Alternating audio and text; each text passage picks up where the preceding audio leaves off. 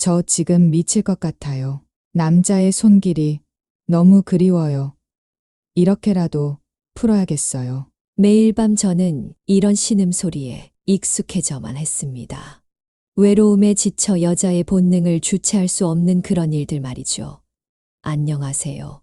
사연다방 청취자 여러분, 저는 행정직 공무원으로 정년 퇴직을 하고 황혼을 접어드는 나이에 교도소에서 1년의 수감 생활을 한 박지원입니다. 행정직 공무원이 어떻게 교도소에 갔나고요? 저도 지금 생각하면 제 인생에서 잊어버리고 싶은 1년입니다. 그 이야기는 잠시 후에 자세히 알려드릴게요. 청주여자교도소 화장실 옆 최악의 자리에서 시작된 제 1년의 여정은 어떻게 제 영혼을 자유롭게 만들었을까요? 10년 전 남편을 잃고 딱딱하게 굳어버린 제 마음은 가장 예상치 못한 공간에서 다시 뛰기 시작했어요. 그곳에서 만난 한 남자와의 편지, 그리고 수감자들과의 특별한 유대감이 제 인생을 완전히 바꿔놓았습니다. 여성들이 제한된 공간에서도 자신의 정체성을 지키기 위해 만들어낸 놀라운 창의력을 보셨나요? 인주와 연고로 볼터치를 만들고 휴지심으로 고데기를 대체하는 그들의 모습에서 저는 진정한 자유란 무엇인지 깨달았어요.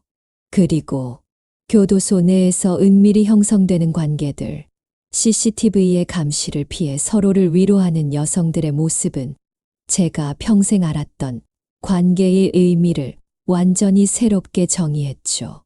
강지영이라는 젊은 수감자가 제게 건넨 그 제안, 과연 저는 어떤 선택을 했을까요? 제 인생의 가장 어두운 1년이 어떻게 가장 빛나는 시간이 되었는지 지금부터 들려드릴게요. 여러분이라면 철창 안에서 어떻게 자유를 찾아가셨을까요? 시청 전 구독과 좋아요, 그리고 알람 설정해 주시면 매일 새로운 이야기로 찾아뵙겠습니다. 고정 댓글에 사연다방 댓글 이벤트를 진행 중이니 클릭하시고 경품 받아가세요. 누구나 인생에서 예상치 못한 순간이 있죠. 제 경우엔 61세 행정직 공무원에서 은퇴한 지 1년 만에 청주여자교도소 수감자가 된 날이었어요. 그날의 기억은 지금도 선명해요. 법정에서 판사가 1년형을 선고했을 때 제 귀에는 그 말이 들리지 않았어요. 아마 받아들이기 싫었던 것 같아요. 30년간 성실하게 행정직 공무원으로 일했고 10년 전 남편과 사별한 후에는 일에만 의지해 살았어요. 자녀가 없어 더 외로웠을지도 모르겠네요. 은퇴 후에는 대학 동창이었던 김예숙의 투자회사에서 일을 도와주고 있었죠. 그녀가 사기꾼이었다는 사실을 몰랐던 저는 공범으로 몰려 1년형을 선고받았어요. 교도소에 처음 발을 들인 날 모든 것이 비현실적이었어요. 소지품을 모두 압수당하고 수용복으로 갈아입는 순간 저는 박지원이 아닌 2318번이 되었죠. 30년 공직 생활 동안 지켜온 제 정체성이 순식간에 사라진 기분이었어요. 청주여자교도소는 제가 상상했던 것보다 현대적이었지만 10명이 생활해야 할 6평 공간에 13명이 생활한다는 사실은 충격이었어요. 처음 배정받은 자리는 화장실 바로 옆. 밤새 물 내리는 소리와 냄새로 첫날부터 잠을 이루지 못했죠. 룸메이트 서은이가 다가와 속삭였어요. 화장실 옆은 신입의 자리예요. 6개월만 참으면 누군가 출소하고 자리가 바뀌니까 힘내요. 그녀의 말에 작은 위안을 얻었지만 6개월이라는 시간이 그때는 영원처럼 느껴졌어요. 서은이는 53세, 회사 자금을 횡령한 혐의로 2년형을 살고 있었죠. 2 자녀를 둔 어머니였지만 남편의 사업 실패로 빚더미에 앉게 되면서 잘못된 선택을 했다고 해요. 첫날 밤 딱딱한 매트리스 위에 누워 천장을 바라보며 눈물을 흘렸어요. 남편이 살아있었다면, 자녀가 있었다면 이런 상황이 되었을까 하는 생각에 더 서럽더군요. 하지만 그날 알지 못했던 것은 이 1년의 시간이 제 인생을 완전히 바꿔놓을 거라는 사실이었어요. 다음 날 아침 새벽 6시 기상벨이 울렸어요. 모두가 일제히 일어나 정돈된 동작으로 이불을 개고 아침 점호를 준비했죠. 이미 몇 달, 몇 년씩 수감 생활을 한 사람들의 움직임은 마치 오랜 시간 함께 춤을 춘 무용수들처럼 조화로웠어요. 오직 저만 어색하게 움직이며 흐름을 방해했죠. 아침 식사는 놀랍게도 7시, 점심은 10시 30분, 저녁은 오후 4시 50분이라는 기괴한 시간표에 적응하기 힘들었어요. 밖에서는 아침도 제대로 먹지 않던 제가 7시에 밥을 먹고 오후 5시에 저녁을 먹은 후 9시 취침까지 4시간을 어떻게 보내야 할지 막막했죠. 서은이가 제게 충고했어요. 시간이 천천히 가게 하고 싶으면 시계만 보세요. 빨리 가게 하고 싶으면 뭐든 하세요. 여기선 모두가 시간과 싸우는 거예요. 그날부터 저는 뭐든 하기로 마음먹었어요.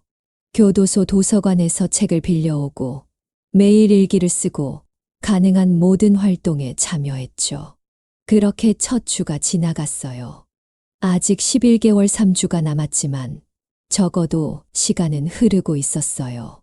교도소 생활 2주차, 저는 여전히 적응하지 못하고 있었어요.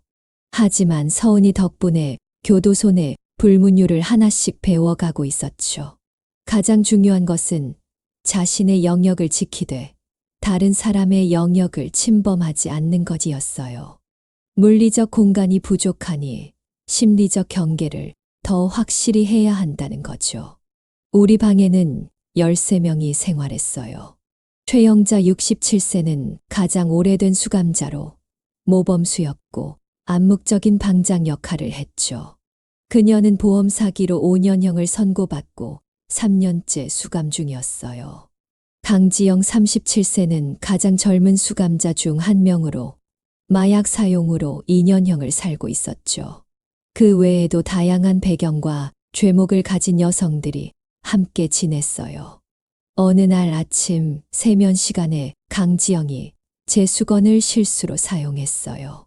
사소한 일이었지만 한정된 물품으로 생활하는 곳에서는 큰 문제가 될 수 있었죠. 제가 얼굴을 찌푸리자 최영자가 다가왔어요. 지원 씨, 여기서는 뭐든 나눠 쓰는 법을 배워야 해요. 그래야 편해져요. 하지만 경계선도 분명히 해야 하고요. 강지영, 다음부터는 먼저 물어봐. 최영자의 중재로 상황은 금방 해결됐어요. 그때 저는 이곳의 위계 질서를 분명히 보았죠. 형식적인 규칙보다 더 강력한 불문율이 존재했어요. 수감 기간, 나이, 범죄의 경중, 성격 등 복잡한 요소들이 결합해 만들어진 위계 질서였죠. 특히 인상적이었던 건 세면 시간이었어요. 하루에 3번 정해진 시간에만 세면할 수 있었고 샤워는 일주일에 2번만 가능했어요. 13명이 한정된 시간 안에 돌아가며 씻어야 했기에 모두가 시계처럼 정확하게 움직였죠. 누군가 몇 분이라도 더 사용하면 다른 사람의 시간이 줄어드는 거예요.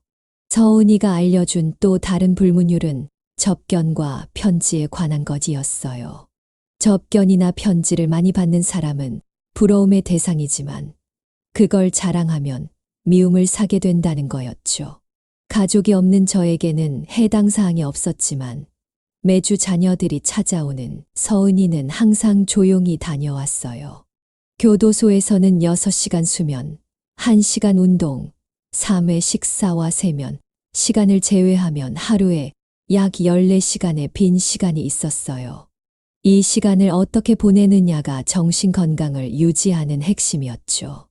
대부분의 수감자들은 독서, 편지 쓰기, 직업 훈련 또는 그냥 잡담으로 시간을 보냈어요. 3번째 주가 되자 저는 점차 교도소 리듬에 적응하기 시작했어요. 하지만 여전히 가장 힘든 건 밤이었죠. 10명이 누워야 할 공간에 13명이 누우니 서로의 숨소리가 너무 가까웠어요. 가끔은 누군가의 팔이나 다리가 제 몸에 닿기도 했죠. 그때마다 저는 잠에서 깨곤 했어요. 어느 밤 잠에서 깬 저는 몇몇 여성들이 서로 가까이 붙어 자는 모습을 발견했어요. 한 이불 덮고 자기는 금지되어 있었지만 교도관들이 30분마다 순찰을 돌 때만 규칙대로 자고 그 사이에는 서로를 위로하는 듯 했죠. 처음에는 충격이었지만 곧 이해하게 되었어요. 이곳에서 인간의 온기는 가장 귀한 것이니까요.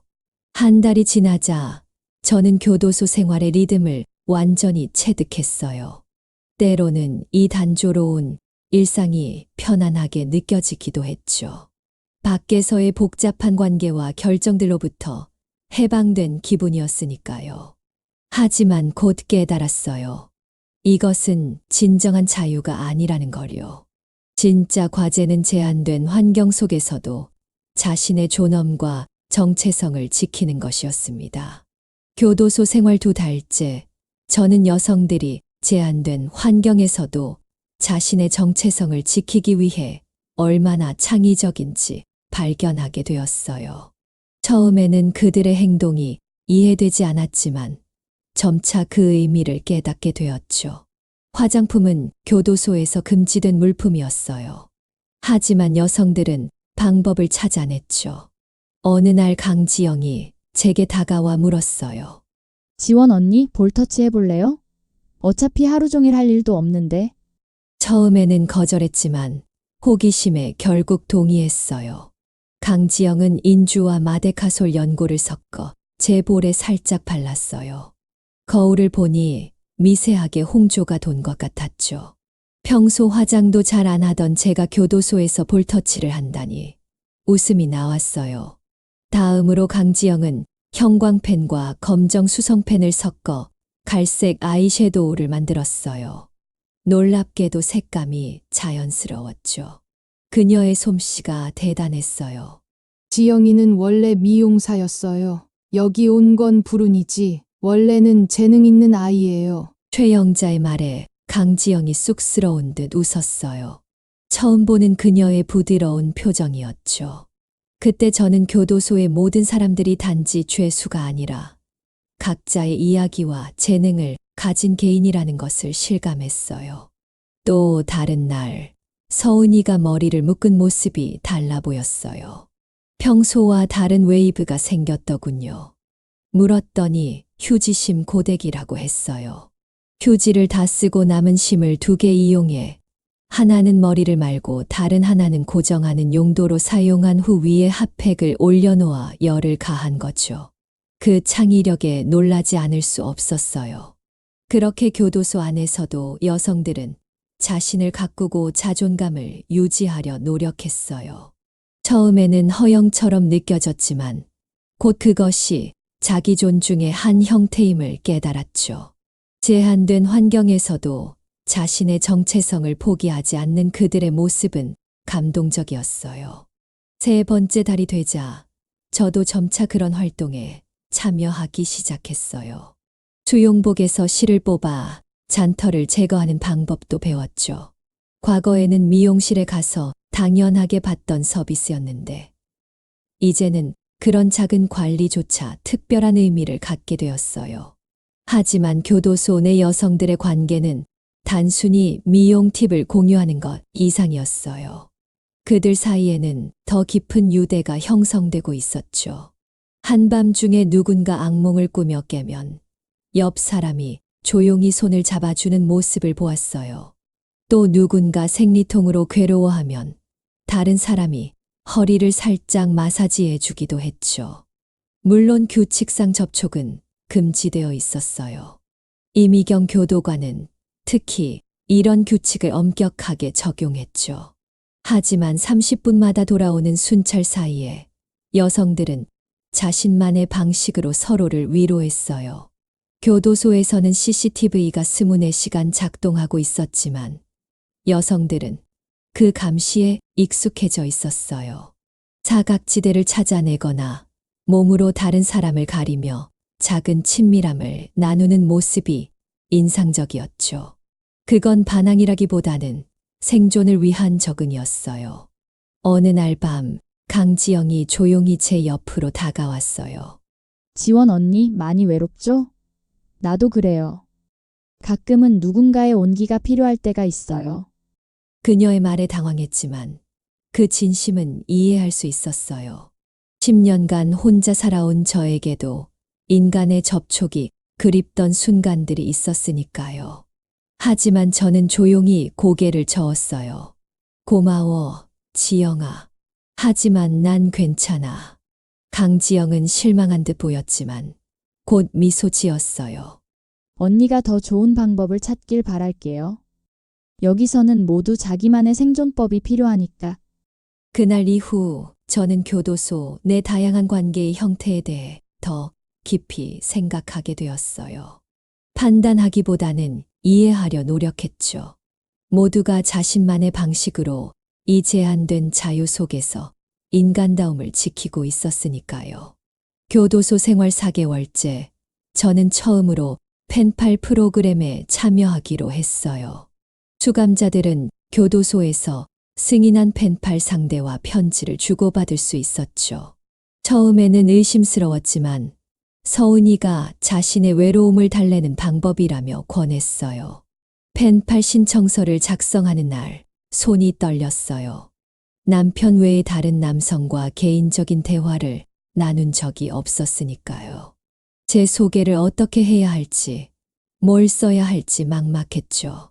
결국 단순히 61세 여성, 독서와 정원 가꾸기를 좋아함이라고만 적었어요. 일주일 후 한대철이라는 63세 남성으로부터 첫 편지가 왔어요. 그는 은퇴한 사업가로 이혼한 후 혼자 살고 있다고 했죠. 편지는 공손하고 친절했어요. 그는 자신의 일상과 좋아하는 책들에 대해 이야기했고 제 이야기를 더 듣고 싶다고 했어요. 첫 답장을 쓰는데 하루가 걸렸어요. 뭘 써야 할지, 얼마나 솔직해야 할지 고민됐죠. 결국 저는 제 상황을 간략히 설명하고 교도소 생활에 대한 경험을 몇 가지 나눴어요. 너무 부정적으로 들릴까봐 조심했지만 어느 정도 솔직함도 유지하려 했죠. 그렇게 편지 교환이 시작되었어요. 처음에는 한 달에 2번 정도였지만 점차 일주일에 1번으로 빈도가 늘었죠. 한대철의 편지는 제게 큰 위안이 되었어요. 그는 제 이야기를 판단하지 않고 진정으로 관심을 가지고 들어주는 듯 했어요. 3번째 편지부터 우리는 더 깊은 이야기를 나누기 시작했어요. 그는 실패한 결혼 생활과 자녀와의 소원한 관계에 대해 털어놓았고, 저는 남편의 갑작스러운 죽음과 그 후 느꼈던 공허함에 대해 이야기했어요. 편지를 통해 말하니 오히려 더 솔직해질 수 있었던 것 같아요. 한 번은 그가 저에게 물었어요. 지원 씨, 가장 그리운 것이 무엇인가요? 그 질문에 솔직히 답하기까지 며칠이 걸렸어요. 결국 저는 썼죠. 누군가의 손을 잡는 것이 그리워요. 남편이 병실에서 마지막으로 내 손을 잡았던 날 이후 10년간 그 누구의 손도 잡지 않았어요. 그 편지를 보낸 후 두려웠어요. 너무 감정적이었다고 생각했거든요. 하지만 한대철의 답장은 따뜻했어요. 손을 잡는 것은 인간의 가장 기본적인 위로입니다. 그것을 그리워하는 건 당연해요. 언젠가 지원 씨의 손을 잡아드릴 수 있다면 영광일 것 같네요. 그 편지를 받고 처음으로 눈시울이 붉어졌어요. 남편 이후 처음으로 누군가가 제게 그런 말을 해준 거였으니까요. 교도소에서 이런 감정을 느낄 거라고는 상상도 못했어요.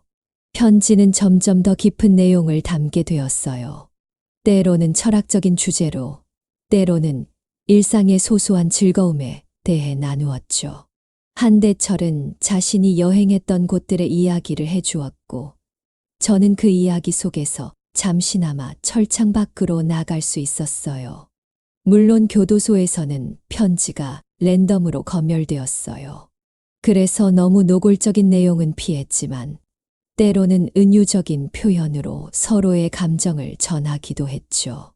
그런 암묵적인 소통이 오히려 더 설레기도 했어요. 다른 수감자들도 각자의 펜팔과 편지를 주고받고 있었어요. 서은이는 교회에서 연결된 자원봉사자와 최영자는 오랜 친구와 강지영은 여러 명의 펜팔 상대와 교류하고 있었죠. 편지가 도착하는 날은 모두에게 기다려지는 시간이었어요. 어느 날 강지영이 신나게 말했어요. 저 다음 달에 펜팔 중 한 명이 면회 오기로 했어요. 실제로 만나는 건 처음이라 너무 떨려요. 그녀의 설렘에 찬 표정을 보며 저도 한대철을 실제로 만나게 된다면 어떨지 상상해 보았어요.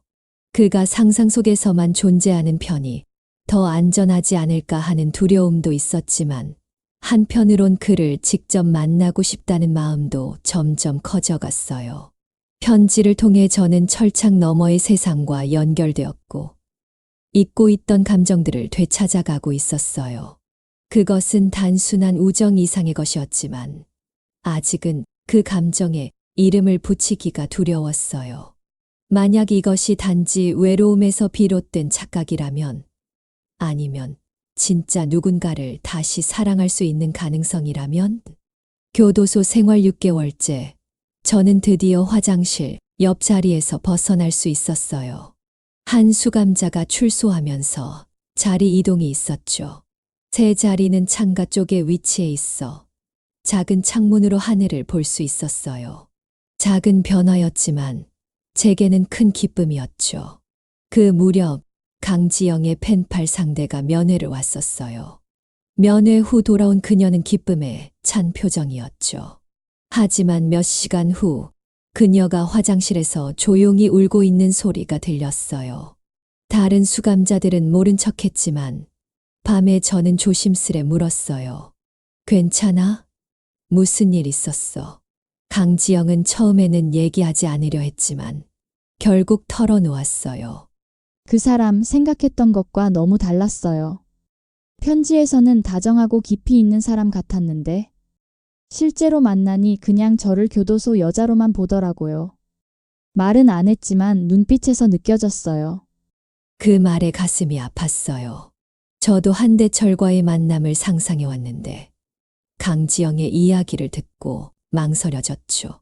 편지 속 관계는 현실과 다를 수 있다는 걸 깨달았으니까요. 그 일 이후 강지영은 더 자주 제 주변에 있으려 했어요. 처음에는 그저 위로가 필요해서라고 생각했죠. 하지만 점차 그녀의 의도가 다르다는 걸 느꼈어요. 손이 우연히 부딪히거나 머리를 빗겨준다며 너무 가까이 다가오는 등의 행동이 있었죠. 어느 날 밤 그녀가 제 매트리스 가장자리에 앉아 속삭였어요. 지원 언니, 나 오늘따라 너무 외로워요. 잠깐만 같이 있어도 될까요? 그녀의 눈에는 외로움 그 이상의 것이 담겨 있었어요. 저는 부드럽게 거절했지만 그 순간 교도소에서 관계의 의미가 얼마나 복잡한지 실감했어요. 외로움, 위안, 권력, 생존이 모두 얽혀 있었죠. 최영자는 이미 이런 상황을 눈치챘는지 다음 날 조용히 말해 주었어요. 지원 씨, 여기서는 관계가 무기가 되기도 해요. 조심하세요. 특히 강지영은 상처받은 아이예요. 어릴 때부터 학대받았대요. 사람의 온기를 갈구하는 게 이상한 방향으로 나타나는 거죠. 최영자의 말을 듣고 강지영을 새롭게 보게 되었어요. 그녀의 행동에 화내기보다는 이해하려 했죠. 하지만 동시에 경계선도 분명히 했어요. 우리 모두 여기서 생존하려면 자신만의 공간이 필요했으니까요. 교도소에서는 여성들 사이의 관계가 명확하게 규제되었어요. 한 입을 덮고 자기 금지는 물론 과도한 스킨십도 제재 대상이었죠. 이미경 교도관은 특히 이런 규칙을 엄격하게 적용했어요. 하지만 규칙이 엄할수록 사람들은 더 창의적인 방법을 찾았죠. 밤에 몰래 매트리스를 붙이고 자거나 세면 시간에 서로 머리를 감겨주며 접촉하거나 때로는 단순히 옆에 앉아 숨소리를 나누는 것만으로도 위안을 찾았어요.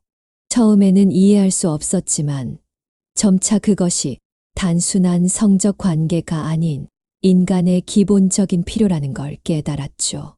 강지영의 접근을 정중히 거절한 후 그녀와 저는 다른 방식으로 가까워졌어요. 저는 그녀에게 제 경험과 지혜를 나누었고 그녀는 제게 젊음의 활력과 교도소 생존법을 알려주었죠. 언니와 동생 같은 관계가 형성되었어요. 그리고 한대철과의 편지는 점점 더 깊어졌어요. 한 번은 그가 제게 자신의 꿈에 제가 나타났다고 고백했죠. 화장실 거울 앞에서 그 편지를 읽으며 저는 뺨이 붉어지는 것을 느꼈어요. 61세의 나이에 교도소라는 공간에서 이런 감정을 다시 느낄 줄은 몰랐죠. 교도소 내에서도 저만의 작은 자유를 찾아가고 있었어요. CCTV 감시와 순찰 사이의 시간은 온전히 제 것이었죠. 그 시간에 저는 과거의 박지원이 아닌 현재의 제 모습을 받아들이며 성장하고 있었어요. 한편 다른 수감자들 사이에서도 다양한 관계가 형성되었어요. 서로 머리를 손질해주고 서로의 얘기를 들어주고 때로는 몰래 간식을 나누며 친밀감을 표현했죠. 그곳에서는 작은 친절이 큰 사랑처럼 느껴졌어요. 교도소 담장 안에서 우리는 각자의 방식으로 외로움과 싸우고 있었어요. 누군가는 펜팔에서, 누군가는 동료, 수감자와의 관계에서, 또 누군가는 과거의 기억 속에서 위안을 찾았죠. 그리고 저는 둘 다에서 조금씩 위안을 얻고 있었어요. 교도소 생활 8개월째, 강지영 그룹과 최영자 중심의 모범수 그룹 사이에 갈등이 고조되었어요. 직접적인 계기는 TV 시청 시간을 둘러싼 다툼이었죠. 강지영은 드라마를 보고 싶어 했고, 최영자는 뉴스를 보길 원했어요. 사소한 일처럼 보였지만 사실 그 아래에는 더 깊은 갈등이 있었어요. 강지영과 같은 젊은 수감자들은 교도소 생활을 잠시 잊게 해주는 오락을 원했고, 최영자와 같은 모범수들은 출소 후 사회 적응을 위한 정보를 얻고 싶어 했죠. 두 욕구가 충돌한 거예요. 어느 날 저녁 그 갈등이 폭발했어요. 강지영이 최영자에게 소리쳤죠. 아줌마들은 이미 인생 다 산 거잖아요. 우리는 아직 살아갈 날이 남았다고요. 그 말에 방 안이 얼어붙었어요. 최영자의 눈에 상처가 스쳤지만 그녀는 침착하게 대답했어요. 그래서 우리가 너희에게 좋은 본보기가 되려는 거야. 나도 한때 내 나이였어. 그때 누군가 내게 올바른 길을 보여줬다면. 분위기가 점점 험악해지는 걸 느끼고 저는 중간에 끼어들었어요. 우리 교대로 하면 어떨까요? 월수금은 뉴스, 화목토일은 드라마, 일요일은 영화 같은 특별 프로그램으로요. 두 사람 모두 잠시 저를 바라보더니 최영자가 먼저 고개를 끄덕였어요. 강지영도 마지못해 동의했고요. 그렇게 일단 갈등은 해소되었지만 방 안의 긴장감은 남아 있었어요. 이미경 교도관은 이런 갈등을 예리하게 포착했어요. 그녀는 저를 사무실로 불러 물었죠. 박지원 씨, 방에서 무슨 일이 있는지 알고 있죠? 저는 솔직하게 상황을 설명했어요. 이미경은 잠시 생각하더니 말했어요. 그런 중재 능력이 있으시군요. 모범수 신청을 생각해보지 않으셨나요? 직업 훈련 프로그램에 참여할 수 있고 여러 특권이 있어요.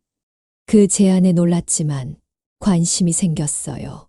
모범수가 되면 더 많은 활동에 참여할 수 있고 출소 후에 도움이 될 기술도 배울 수 있었으니까요.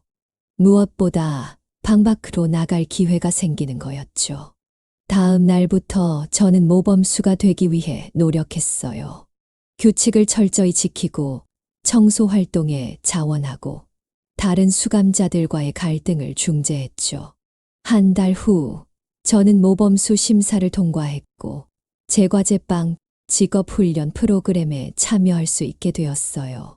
처음으로 교도소 주방에 들어갔을 때 그 넓은 공간과 자유로움에 가슴이 뛰었어요. 비록 엄격한 감독 하에 있었지만 최소한 6평 방 밖으로 나올 수 있었죠.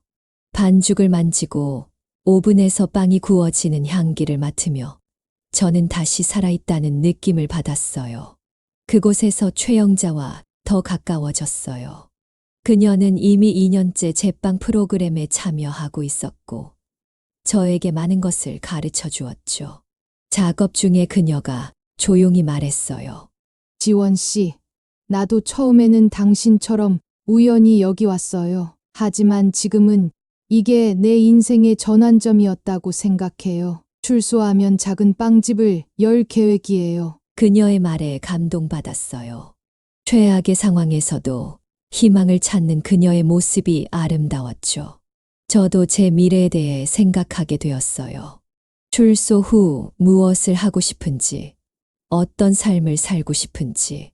한대철에게 이런 생각들을 편지로 나눴어요. 그는 제가 제빵에 관심을 갖게 된 것에 기뻐하며 출소 후 함께 빵집을 방문해 보자고 제안했어요. 그 작은 약속이 제게는 큰 희망이 되었죠. 한편 강지영과 그 그룹은 제가 배신자가 되었다고 느끼는 듯했어요. 그들의 눈에는 제가 최영자 편에 선 것처럼 보였나 봐요. 하지만 저는 어느 쪽도 선택하지 않았어요. 단지 제 인생의 새로운 방향을 찾고 있었을 뿐이죠. 어느 날 제빵 수업을 마치고 돌아오니 제 매트리스가 뒤집혀 있었어요. 누군가의 장난이었죠. 직접적인 증거는 없었지만 강지영의 시선이 말해주고 있었어요.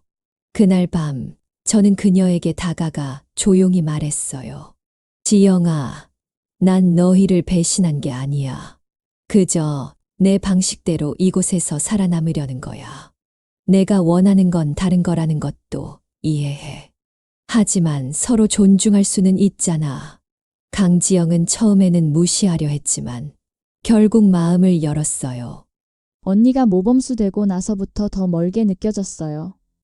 마치 우리와는 다른 세계에 사는 것 같았어요. 그제서야 저는 그들의 마음을 이해했어요. 그들에게 저와 최영자 같은 모범수들은 마치 특권층처럼 보였던 거예요. 교도소라는 작은 사회 안에서도 계층이 생기고 그것이 또 다른 소외를 만들어내고 있었던 거죠. 그 대화 이후 저는 의식적으로 두 그룹 사이에서 다리 역할을 하려 했어요.